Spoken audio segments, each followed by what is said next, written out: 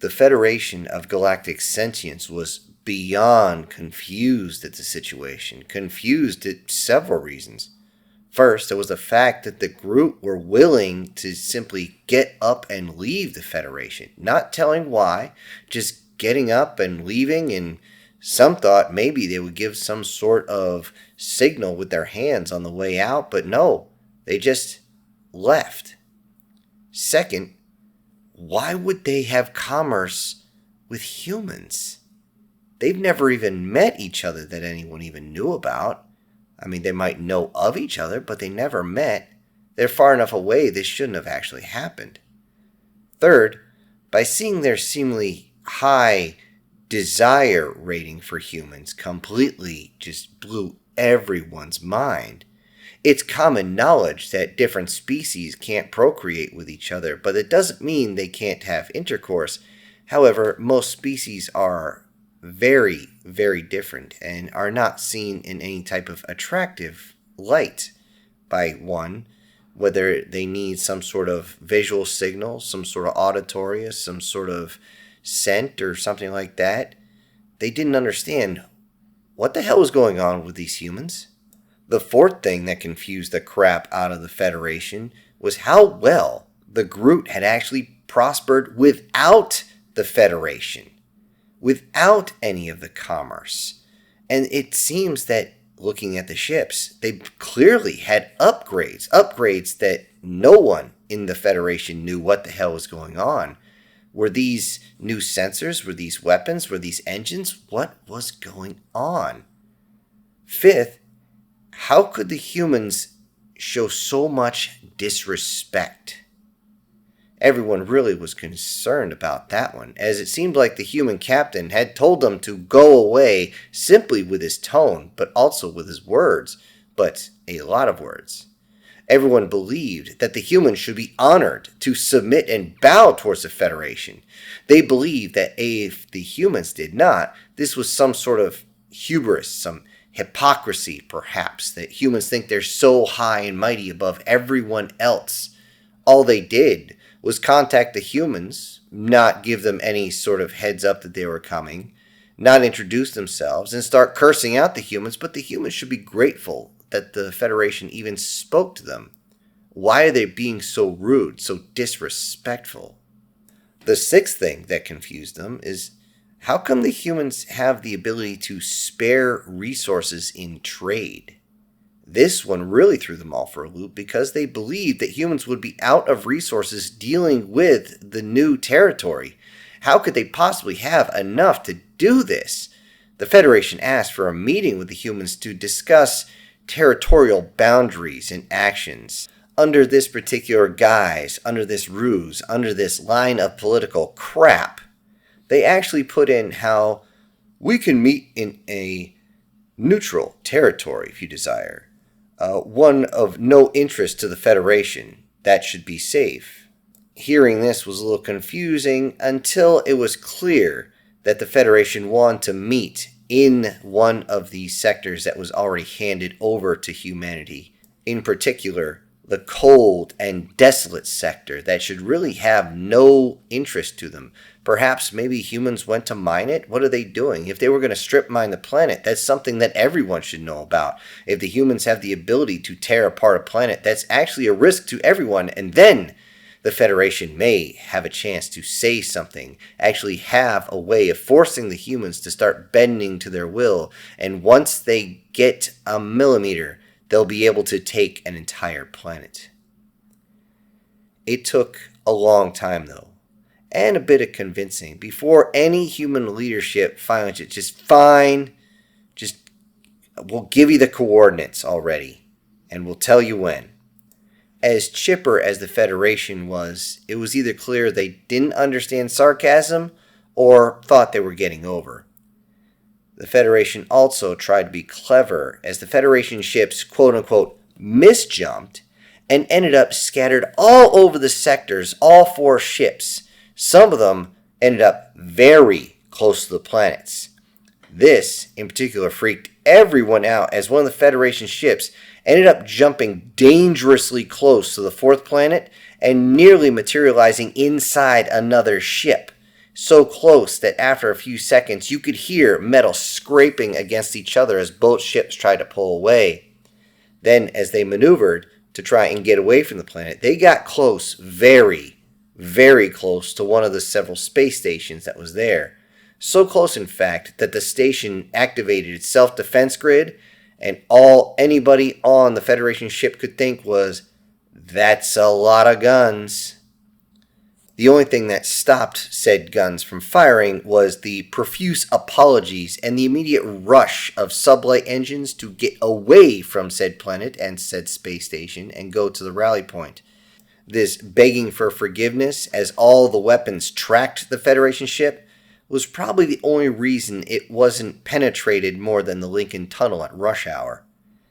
As the ship pulled from the planet, the space station not only surprised the hell out of them for just being there, nor was it the biggest surprise that they were going to have that day, not by a long shot. As the Federation ship pulled away, they looked at the planet below, and that dead rock they were expecting was now a mix of brown, green, and blue, with little tiny spots of gray scattered around as cities seemed to have been erected in certain areas, most of them near the coastline. This was not the only planet in the system that is now lush and full of life.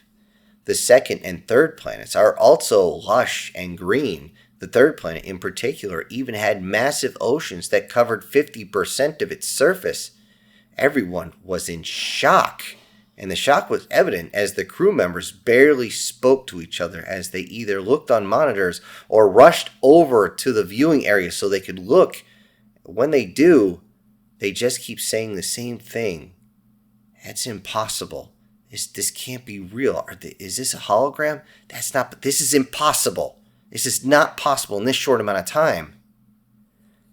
As the delegation from the Federation finally found the human ship they were supposed to rally with, they entered the ship and they were surprised at the high amount of tieflings about.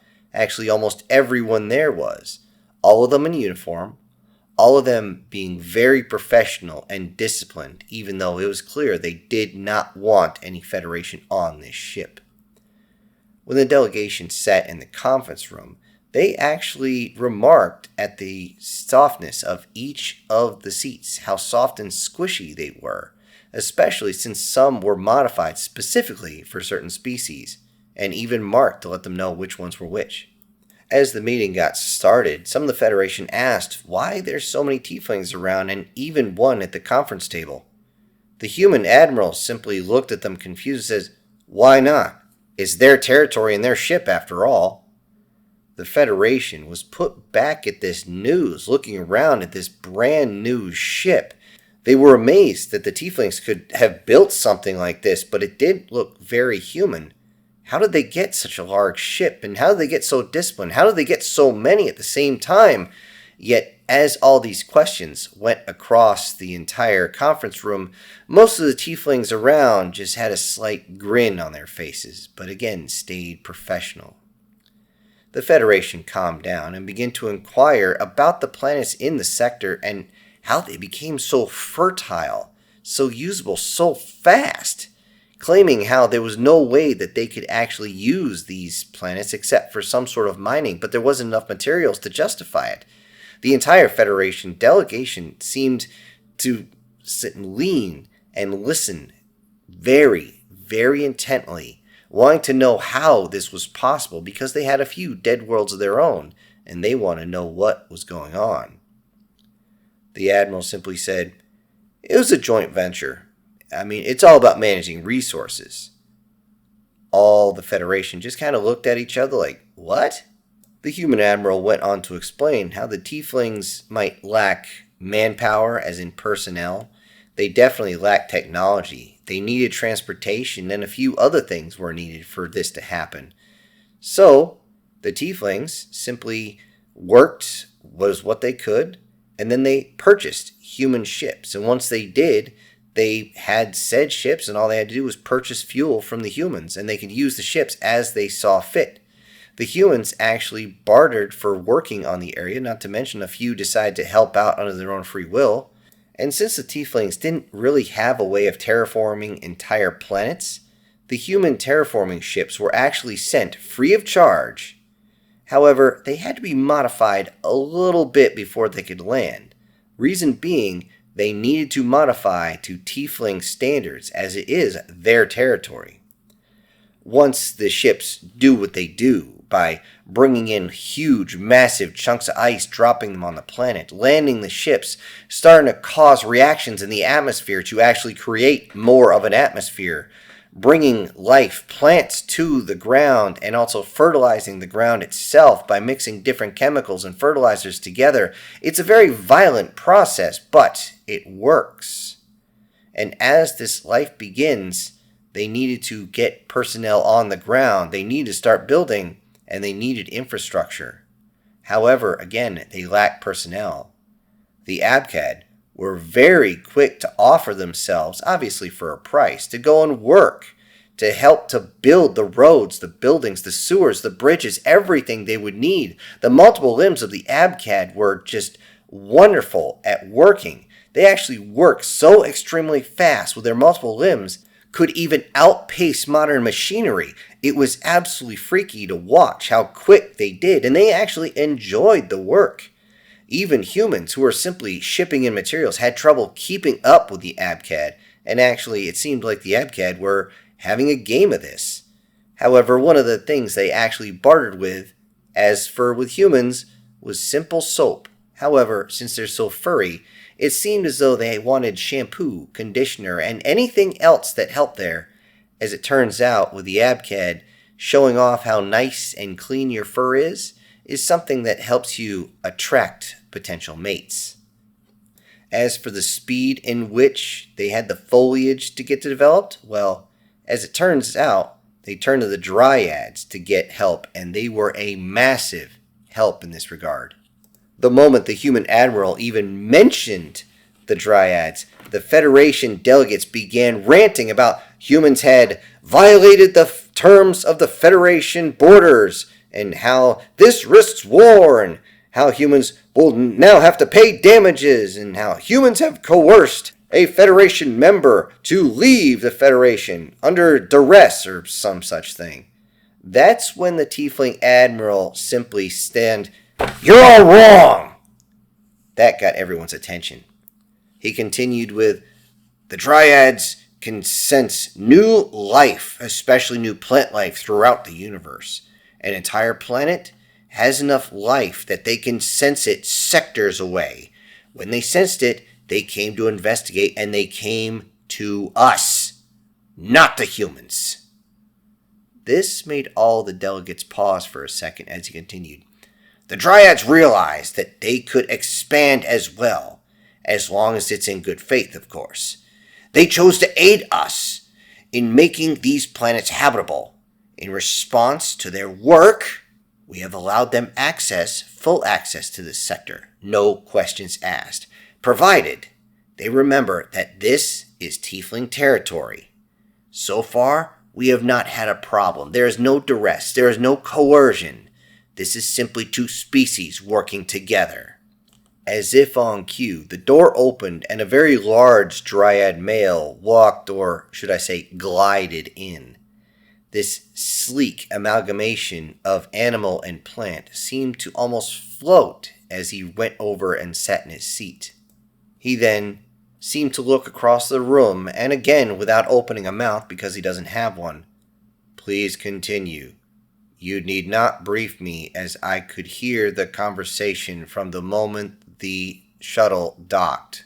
The delegation is a bit put back by the introduction of this very large man, and the fact that it seemed like the Dryad was upset.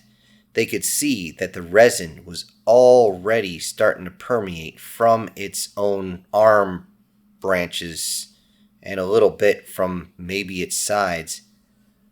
The Dryad continued, "I will attest to the validity of the previous words. We have been allies, friends, and beyond with the species of the Confederation." With the word "beyond" entering their ear holes, the Federation members got very uncomfortable as they looked at each other, each giving either a same type of eye roll or smirk or whatever, as if they were not yet already uncomfortable with another part of the situation. As it turns out, Dryads detest wearing clothing, especially anything not organically made. It's well known that also the older a Dryad gets, the larger they are, which means this is an elder as he stands at 3 meters tall. Not to mention, this big boy is very wide in the shoulders. Everybody knows that the older they get, the stronger they are, especially Dryad males, and they could probably reach out one-on-one and face off any other species in hand-to-hand combat and win every time. However, everyone calms down as the talks continue and the Federation begins to confirm the boundaries for commercial use. The human representative is silent as the Tiefling Admiral is adamant that there still will be a buffer zone along his territorial lines. Yet, as the Federation starts to complain that the buffer zone is too wide, the Tiefling Admiral concedes that point and admits that the buffer zone needs to be lowered in its amount to allow for more goods to be traveled in that sector easily. The less they have to travel, the faster it gets there, the better off everyone is. However, they will still not allow commercial goods across their territory. With all that settled, the Federation delegates excuse themselves and go to leave. As they're being escorted down the hall, many are surprised as they see the Dryad's human lover jump into his arm and kiss him on his non-existent lips, and his eyes got really big and then went down to slits very quick as he seemed to enjoy the sensation. When she pulled back, a few of the delegates noticed that she licked her lips as the Dryad excused himself, and they began to walk the opposite way down the hall. Out of confusion, or perhaps curiosity, one of the Federation delegates turned to the human admiral and says, "Does that Groot resin not bother you?" The admiral is confused. "Resin?" He looks at the Dryad as he walks away, as he's holding his wife, now in his arms.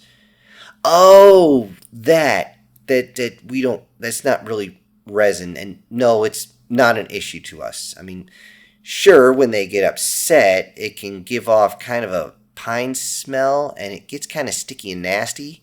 Though, when they're content, or better yet, when they're happy, like he seems to be now, to us humans, it tastes like, how do I put this? A mix between a well-cooked steak, bacon, and maple syrup." The delegates, thinking for a second, are shocked and confused because they heard about these foodstuffs before, and these are 3 things that humans really, really enjoy. The Admiral continues as they walk. "I've been told that we give off kind of a salty flavor, and they seem to enjoy it, I guess. Though they mainly absorb it through their skin or, never mind." Trying to stay professional, but still curious, the delegation member goes, "Do they like other flavors?" as he turns and looks at the tiefling, but receiving a death stare instead. It is beyond clear that the tieflings still hold a grudge against the Federation.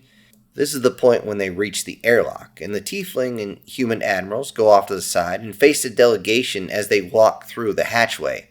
The tiefling admiral actually yells, "Just a reminder to you, once you leave this sector, neither you nor anyone else from the Federation has permission to enter. I strongly suggest that you remember this." The delegation goes through the doorway, and it seals, and then they see that the delegation ship begins to pull away. The human admiral turns to say, "Let's hope they got the message." Tiefling says, "I would have preferred to tell them just to fuck off, but that wouldn't be very professional." True, very true. Oh, crap, look at the time. Now, since we don't have anything else pressing, I hope you'll excuse me, as I've got a shuttle to catch. The wife is going to be really mad if I'm late 3 nights in a row. Just as he starts going away, the Tiefling Admiral kind of grins a little bit and yells, "Make sure you tell Aunt Yamari I say hi." As the human Admiral begins to turn the corner, he yells, "Will do." Aboard the Federation ships, they discuss the insanity of what they just went through. The insanity of how humans and all the rest of them had brought dead planets to life, dead planets that the Federation themselves, with all their technology, had written off as completely useless. How all these different species had actually worked together so well, it was almost freakish. It was strange. How could higher and lower sentients actually work together? It doesn't make sense. They also asked why the tieflings are in control of all things. However, that was quickly answered as one of the subordinates reminded them that it wasn't humans that sued the Federation for damages. It was the tieflings, and actually this territory would abide by them. This little bit of reminder of knowledge seemed to calm everybody down. However, everything else made absolutely no sense to the Federation delegates. And above all, one question kept nagging at all of them. How could the humans have all these resources to give up, all this personnel to work with? Were they not actually being consumed by dealing with the Death Worlds? I mean, the humans must have landed on said Death Worlds by now. Perhaps they did and they just abandoned the systems. But that didn't make sense. Humans don't seem to abandon any systems. Once they have territory, they seem to grab a hold of it and just never, ever let it go. This means that the Federation is going to need the check. They're going to need to check the other sector. And everybody wonders, if the humans wouldn't dare try to colonize a place like that, so dangerous. They wouldn't colonize 2 Death Worlds, right? Hello everybody, this is Syntax. Thank you for joining me today on Chapter 3 of this ongoing series. Now before I go, I need to send out some big thank yous to a few of my supporters, and those will be Prozac and Pancakes, Sir Delta Tango 2 Whiskey Echo, SS Demon, MTF Guard, Sir Erica Gem, Brian Kemp, and Guardian Sage. Thank you all so much for supporting the channel. Everybody else, I'll see you on the next one. This is Syntax, ejecting.